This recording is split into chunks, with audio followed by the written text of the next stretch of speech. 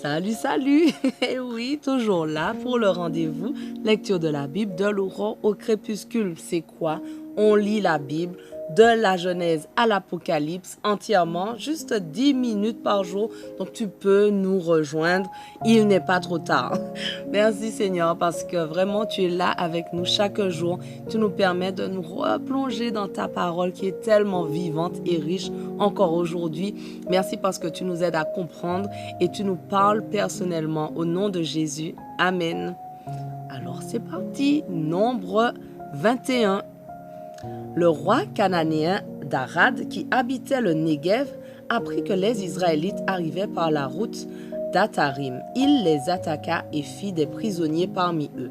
Alors les Israélites firent un vœu à l'Éternel en disant « Si tu livres ce peuple entre nos mains, nous vouerons leur ville à l'Éternel en les détruisant. » L'Éternel exauça les Israélites et leur donna la victoire sur les Cananéens.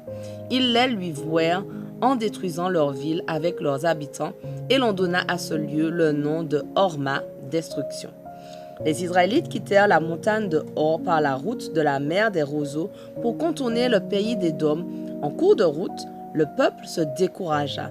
Ils se mirent à parler contre Dieu et contre Moïse en disant « Pourquoi nous avez-vous fait sortir d'Égypte pour nous faire mourir dans le désert?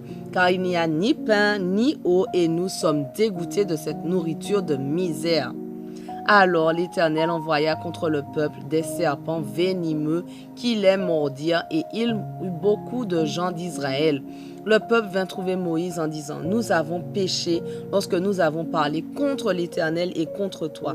Maintenant, veuille implorer l'Éternel pour qu'il nous débarrasse de ces serpents. » Moïse pria donc pour le peuple. L'Éternel lui répondit « Fais-toi un serpent en métal et fixe-le en haut d'une perche. Celui qui aura été mordu et qui fixera son regard sur ce serpent aura la vie sauve. » Moïse façonna un serpent de bronze et le fixa au haut d'une perche. Dès lors, si quelqu'un était mordu par un serpent et qu'il levait les yeux vers le serpent de bronze, il avait la vie sauve. Après cela, les Israélites levèrent le camp et s'établirent à Oboth. De là, ils partirent vers Iye-Abarim dans le désert situé en face de Moab à l'est. Ensuite, ils transportèrent leur camp dans la vallée de Zéred. Puis de l'autre côté de l'Arnon, le torrent qui passe par le désert après être descendu du territoire des Amoréens et qui marque la frontière entre Moab et le pays des Amoréens.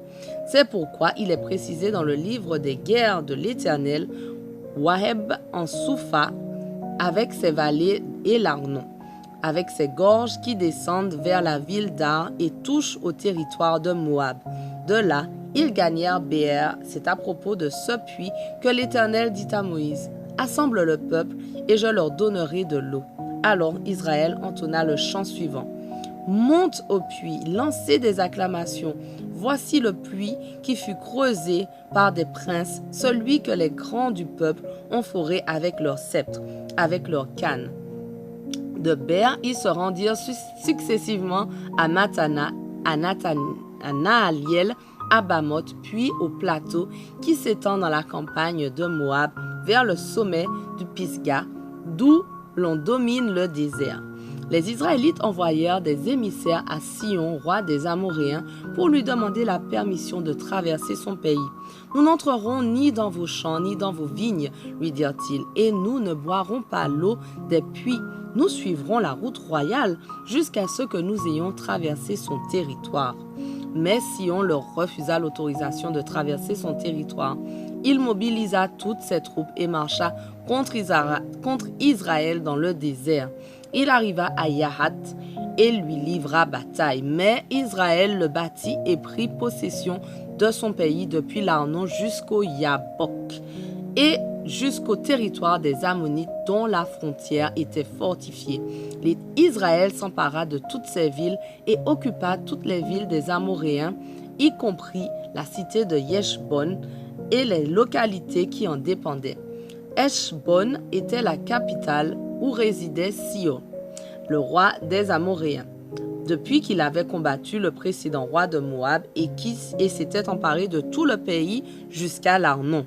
C'est pourquoi les poètes chantent « Venez à Heshbon, que la ville de Sion soit rebâtie et consolidée, car de Heshbon est sorti un feu de la cité de Sion. La flamme a jailli, elle a consumé Ar au pays de Moab avec ceux qui règnent sur les hauteurs de l'Arnon. Malheur à toi, ô Moab, oui, tu es perdu, peuple de Kémosh. Tes fils sont en fuite et tes filles sont captives du roi des Amoréens, oui, du roi Sion. Mais nous les avons criblés de nos flèches de Heshbon jusqu'à Dibon. Voilà que tout est détruit, nous avons tout dévasté, et jusqu'à Nopha, et jusqu'à Médéba. Israël s'établit dans le pays des Amoréens. Moïse envoya des gens en reconnaissance dans la région de Yaézer.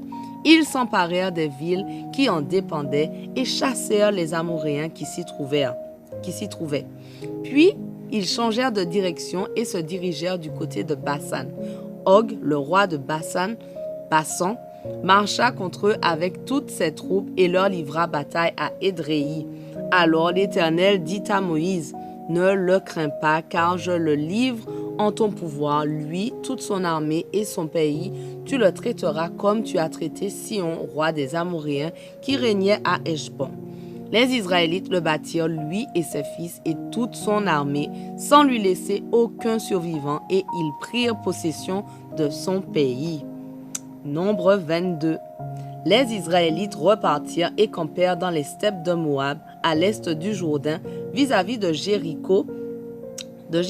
Balak, fils de Tsippor, avait appris tout ce qu'Israël avait fait aux Amoréens. Alors, les gens de Moab furent pris de panique en face d'un peuple si nombreux. Ils furent épouvantés devant les Israélites. Ils eurent une entrevue avec les responsables des Madianites et leur dirent « Cette multitude va venir ravager tout le pays d'alentour comme des bœufs qui broutent l'herbe des champs. » À cette époque-là, Balak, fils de Tsippor, régnait sur Moab. Il envoya des messagers à Balaam, fils de Béor, qui vivait à Pétor, sur l'Euphrate, son pays d'origine, pour le faire venir en lui disant « Voici qu'un peuple est sorti d'Égypte. Il envahit toute la région et il s'est installé vis-à-vis de mon pays. Maintenant, viens, je te prie, maudis-moi ce peuple, car il est plus fort que moi. Peut-être parviendrai-je alors à le battre et à le chasser du pays, car je le sais, celui que tu bénis est béni, et celui que tu maudis est maudit. » Les responsables de Moab et ceux de Madian partirent en emportant des présents pour payer le devin. Ils arrivèrent chez Balaam et lui transmirent le message de Balak. Balaam leur répondit « Restez ici cette nuit et demain je vous donnerai ma réponse, selon ce que l'Éternel me dira. » Les chefs moabites logèrent donc chez Balaam. Dieu vint trouver Balaam et lui demanda « Qui sont ces gens qui logent chez toi ?» Balaam lui répondit « Ce sont les envoyés de Balak, fils de Tsippor, roi de Moab, qui m'a fait dire « Le peuple qui est sorti d'Égypte envahit maintenant le pays. Viens donc le maudire pour moi, peut-être arriverai-je alors à le combattre et à le chasser. » Mais Dieu dit à Balaam « Ne va pas avec eux, tu ne maudiras pas ce peuple, car il est béni. » Le lendemain, Balaam alla déclarer au chef envoyé par Balak « Retournez dans votre pays, car l'Éternel ne me permet pas de partir avec vous. » Les chefs de Moab se levèrent et retournèrent auprès de Balak pour lui dire « Balaam a refusé de venir avec nous. » Balak revint à la charge et envoya une nouvelle délégation composée des princes plus nombreux et plus importants que la première fois. Ils arrivèrent chez Balaam et lui dirent « Ainsi parle Balak, fils de Tsippor, de grâce, ne refuse pas de me venir en aide.